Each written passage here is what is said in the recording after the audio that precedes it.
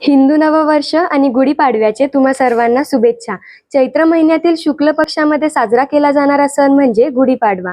ब्रह्मदेवाने या दिवशी सृष्टीचा निर्माण केल्यामुळे गुढीपाडवा हा नवसंवत्सर या नावाने ओळखला जातो. आज आपण जाणून घेऊयात की या दिवशी कडुलिंबाचे पान आणि बताशांचे सेवन का करतात. भारतीय सण उत्सवामधील हा एक असा सण आहे की ज्यामध्ये सेवन केला जाणारा पदार्थ हा गोड नाही तर कडू आहे.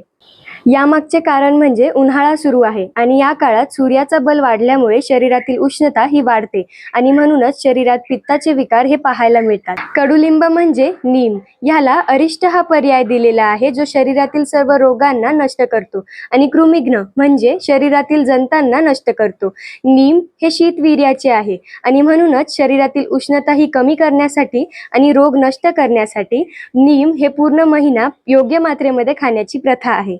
ग्रीष्म ऋतूमध्ये शरीरातील वातदोष हा हळूहळू वाढतो आणि म्हणूनच शरीरातील वातदोष नियंत्रित ठेवण्यासाठी मधुर रसाचे म्हणजे गोड असे बत्ताशांचे सेवन करतात. धन्यवाद.